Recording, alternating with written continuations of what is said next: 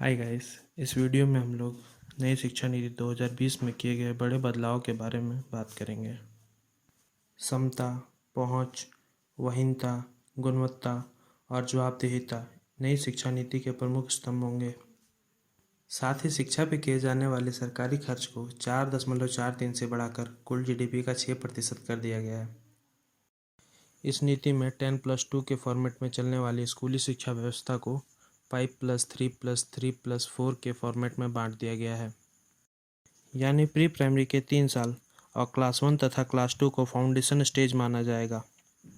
इस स्टेज में बच्चों के ऊपर से किताबों के बोझ को कम करते हुए उन्हें खेलकूद के माध्यम से सिखाने पर जोर दिया जाएगा। अगले 3 साल यानी क्लास 3 से क्लास 5 तक बच्चों को भविष्य के लिए तैयार किया जाएगा। इसी दौरान उनका परिचय विज्ञान, गणित, कला और सामाजिक विज्ञान जैसे विषयों से कराया जाएगा।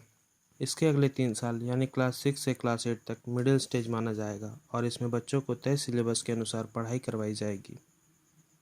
साथ ही क्लास 6 से बच्चों को कंप्यूटर कोडिंग सीखने का मौका मिलेगा, यानी अब वे छोटी उम्र से ही सॉफ्टवेयर और मोबाइल एप्लीकेशन बनाने की तकनीक सीख पाएंगे। साथ ही क्लास 6 से अब बच्चों को इंटर्नशिप करने का भी मौका मिलेगा, यानी किसी छात्र का अगर किसी खास विषय में रुचि है और वह इसकी प्रैक्टिकल नॉलेज हासिल करना चाहता है तो वह इस विषय से जुड़ी इंटर्नशिप अब कहीं से भी कर सकता है। क्लास 9 से क्लास 12 तक इस फॉर्मेट का लास्ट स्टेज माना जाएगा। इसमें छात्रों में किसी खास विषय के प्रति गहरी समझ को पैदा किया जाएगा, उनकी विश्लेषण क्षमता को बढ़ाया जाएगा और उन्हें जीवन में बड़े लक्ष्य निर्धारित करने के लिए प्रेरित किया जाएगा। इस दौरान एग्ज़ाम भी सेमेस्टर सिस्टम से होंगे।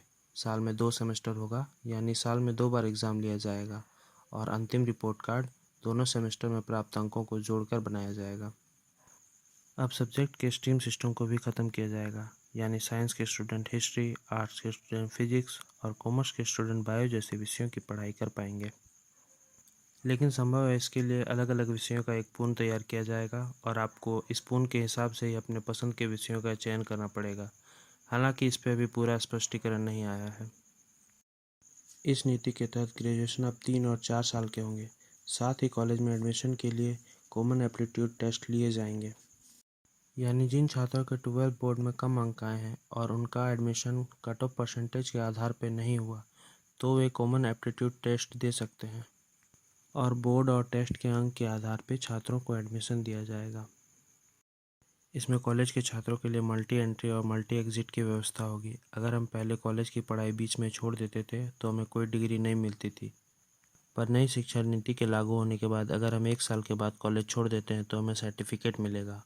इसी प्रकार अगर हम 2 साल के बाद कॉलेज छोड़ देते हैं तो हमें डिप्लोमा मिलेगा।